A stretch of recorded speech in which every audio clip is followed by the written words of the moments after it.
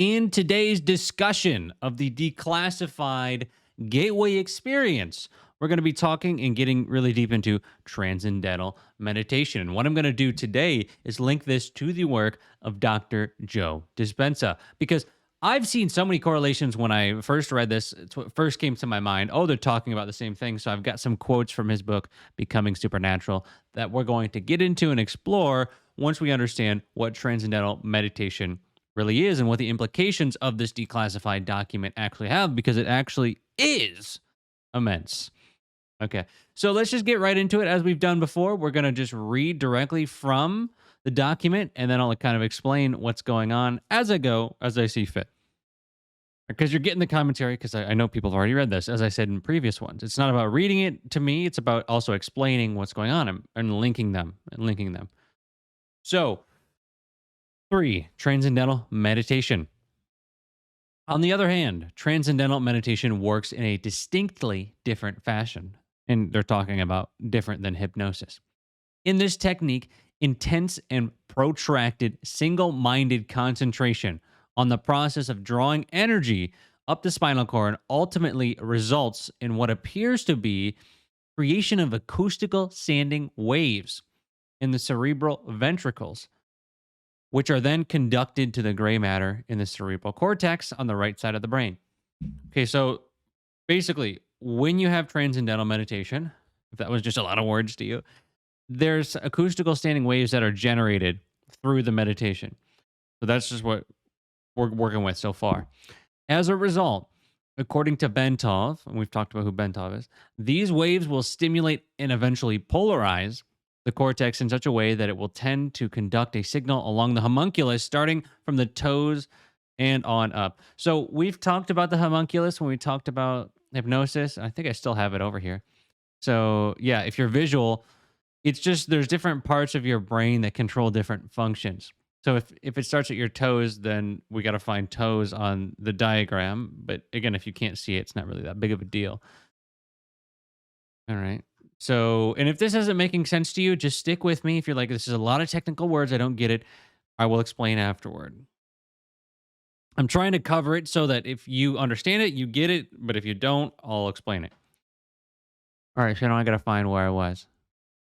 So let's just start here again. As a result, according to Bentov, these waves will stimulate and eventually polarize the cortex in such a way that it will tend to conduct a signal along the homunculus, which is what we just discussed, starting from the toes and on up. The Bentov biomedical model, as described in a book by Lee Sanella, MD, entitled Kundalini Psychosis or Transcendence. And real quick on psychosis versus transcendence, to me, that's just like the negative view or the the traditional medicine type view of a lot of the times these mystical experiences are viewed as psychosis because you don't understand them, because you can't explain them from traditional medicine. So I wouldn't be scared by that terminology because Ventov said in the beginning, I'm going to do this.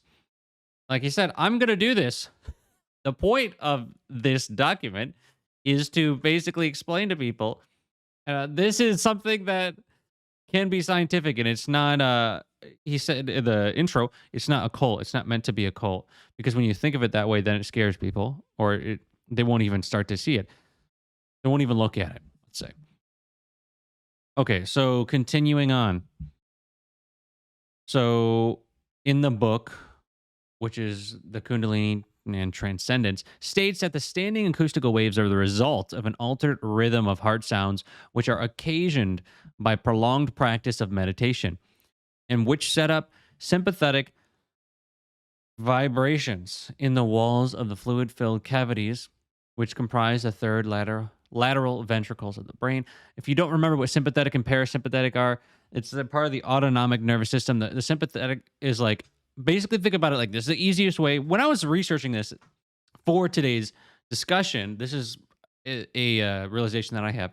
Sympathetic is like you're sympathetic to something, therefore you're going to take action. So your body goes into fight or flight. And if you're parasympathetic, it's the opposite, where your body is doing, it's not really sympathetic. So I would think of in this scenario, if you can somehow make the correlation between para and not just for this discussion or for that understanding between the two. So it's like, I'm not sympathetic, so I'm gonna relax. It's more of like not it's the opposite of fight or flight because sympathetic is basically you're pushing on the gas and parasympathetic is brakes. Okay, so if we're to put that in context of this document, I gotta find where I'm at here. So it sets up sympathetic vibrations in the walls of fluid-filled cavities. So fight or flight type mechanism vibrations is what you would think of it as. And it doesn't have to be fight or flight also in a negative way. It's just you could think of it as excited.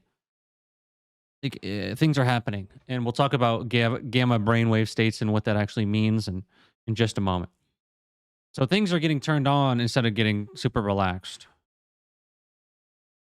In addition, according to Bentov, the states of bliss described by those whose Kundalini symptoms have completed the full loop along the hemispheres may be explained as self stimulation of the pleasure centers in the brain caused by the circulation of a current along the sensory cortex.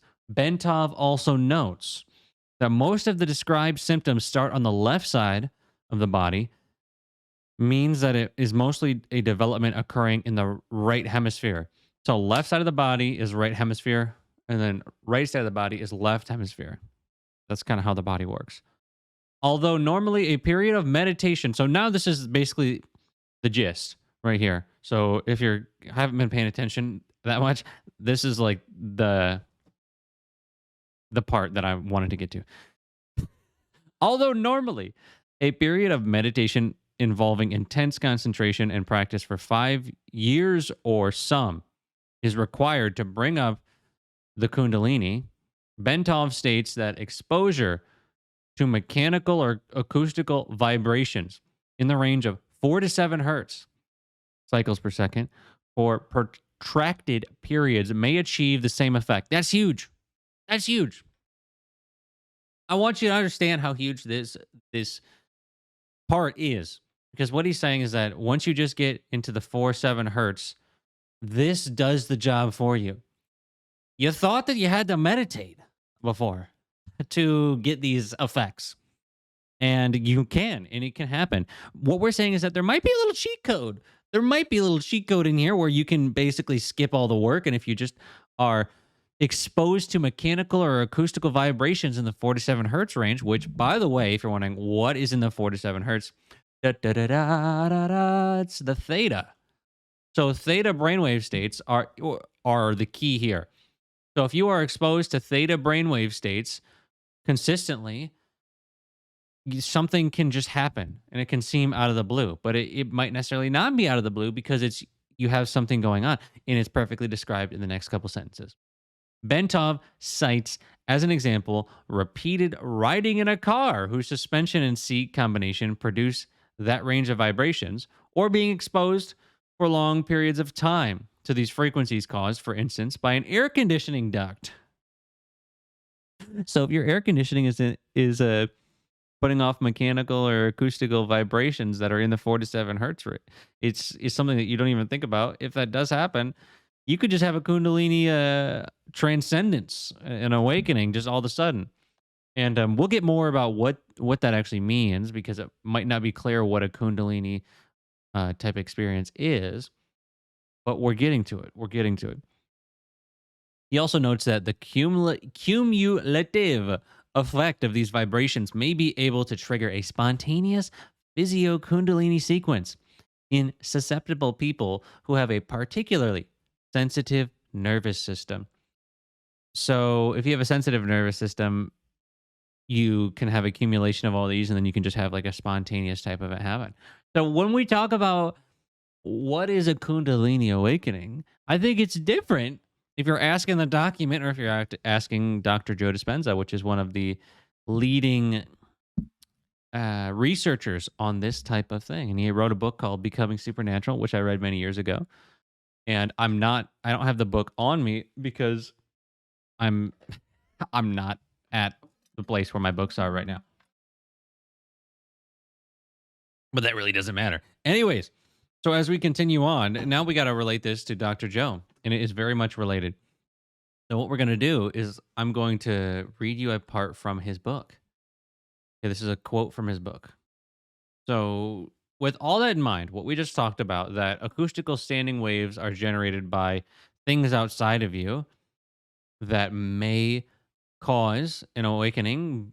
And also, it would make sense that if you did the opposite and got into theta, you exposed your own body to theta, it would also have some effects. So if you think about it, the inner version or the inner way to have a kundalini experience is to meditate and get yourself into theta brainwave states. But the opposite, the outer one, would be to have just, you could even do brainwave beats, binaural beats, be in the 47 hertz, or different things like that. And I'm sure the document gets, and it does get into it as we continue on with this series. But we're leading up. Remember, we're leading up to it. So, and there's another way that this can happen, not just through transcendental meditation, but a technique developed by Dr. Joe with the work of the guy who wrote Open Focus Brain. I wrote about it in my book, 10 Secrets of Awakening. I can't remember his name. Les Fahmy. I'm 90% sure his name is Les Fahmy. He developed a lot of the open focus type meditations that Dr. Joe does, but he didn't, as far as I know, do any of the Kundalini raising of the energy that he does. Dr. Joe probably got that from other cultures around the world, and I don't have that for today, but that's definitely something I would be interested in deep diving into, doing a Dr. Joe versus maybe Hindu or Buddhist to see if they have anything in there. But we got to research that. I'm already full of things to research. I got 10 videos that I want to film right now. So continuing on here, once this energy becomes activated, again, this is from Dr. Joe. He's talking about once the Kundalini energy becomes activated, for context. A sympathetic nervous system, a subsystem of your autonomic nervous system that arouses the brain and body in response to a threat in your outer environment, turns on, and energy begins to move up from the body's lower 3 energy centers to the brain.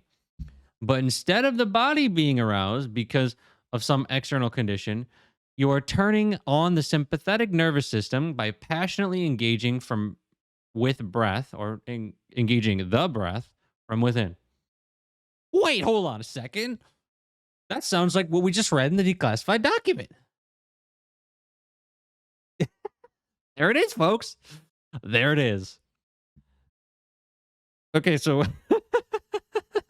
I was thinking, if you're wondering why I just paused there for a second, I'm thinking, do I want to say comment wow below? Or just having some fun? All right.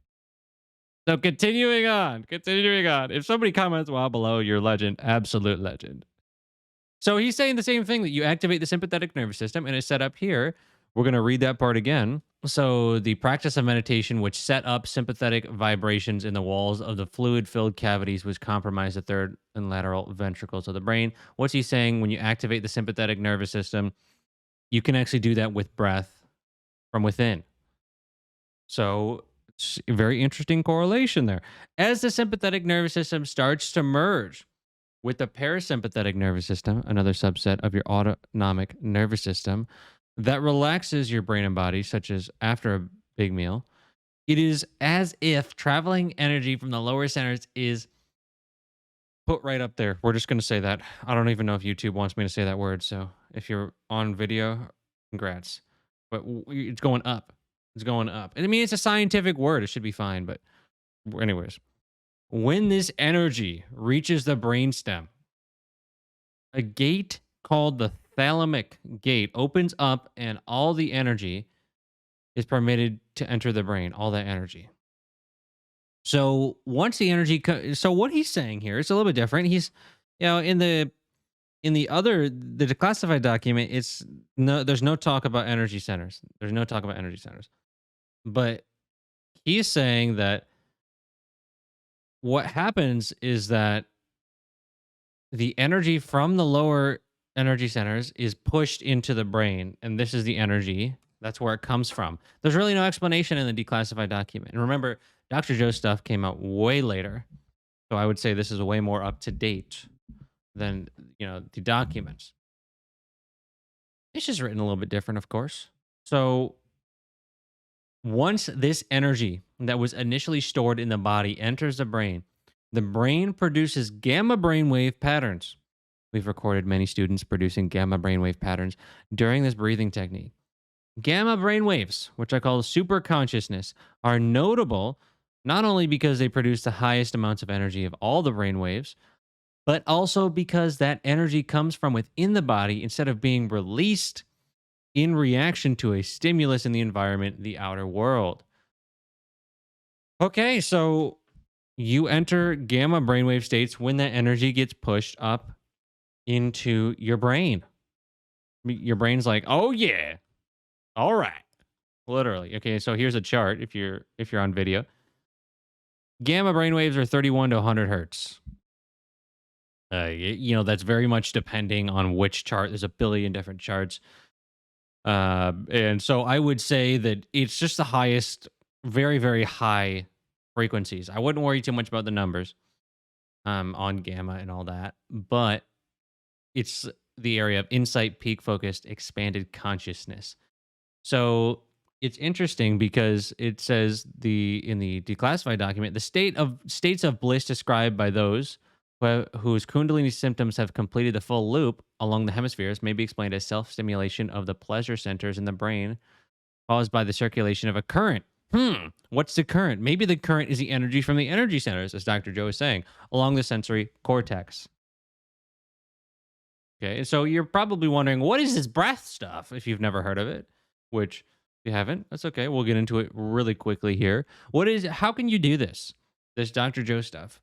So this is his way. This is not the Les Fahmy open focus stuff. That's different things that Dr. Joe does, which I also have some meditations of my own that will be coming out along with my book because I wrote about open focus in the book and all the different stuff he talked about. And it's really profound. And I've been practicing it for a while and it's been incredible for me.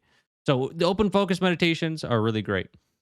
So Les Fahmy, I don't know how you did that, but incredible things that you've done.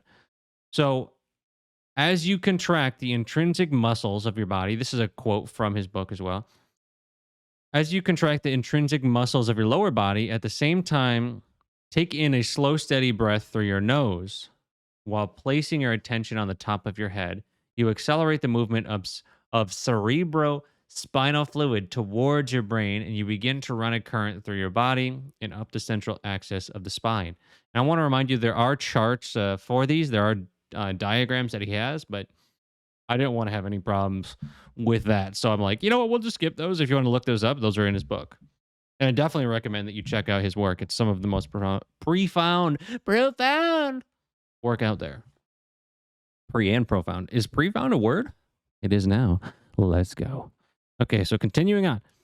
Cerebrospinal fluid is made of charged molecules. As you accelerate charged molecules in one direction up the spine, you produce an inductance field that moves in the direction of charged molecules. So there's a field that's produced. It's really wild when you think about this, that you can change and do these things with your body that you have, what would seem to the person who is just in the societal conditioning as completely wild, but it's now science. It's like, it's not even that, this has been done for years, right? You have power to change your energy. That is for sure, for sure. All right. So as the inductance field is created by the acceleration of the cerebrospinal fluid up the spine, it will draw the stored energy in the first three centers back to the brain. Once there is a current flowing from the base of the spine all the way to the brain, the body becomes like a magnet and an electromagnetic Taurus field is created. And there's a picture of a Taurus field. If you want to know what a Taurus field is, an easy way to think about it is it's a circle with a hole at the top and the bottom, and then the holes basically connect through, if that makes sense. You could Google it or look it up wherever you want if you don't know what a Taurus field is. So essentially, an easy way to explain what he's saying with this is that your lower three energy centers have a lot of energy stored in them. Your root chakra is what a lot of people call it, or in the law of one, it calls it the red ray energy, is the life force energy. So when you take that and you breathe, you basically contract it. You're like squeezing the energy center. And if you have energy left, if you haven't been wasting it, let's just say that, then what'll end up happening is if you can really do it correctly, then the energy will flow all the way through and the energy in a physical form is a cerebrospinal fluid, but there's actual energy behind that, and he calls them charged molecules, but you can call it prana if you're talking about different ancient traditions and spiritual traditions. That's what they would call it. You can call it chi, call it whatever you'd like. There's this energy that flows, and once you squeeze it like a straw, it goes all the way up to your head and to your third eye type area, and then you feel a sensation of bliss. I have experienced this. It is legit. It's something that you can't describe. It's when you get beyond your own mind, because you can't do it if you're still in the mind. You have to completely surrender, at least to me.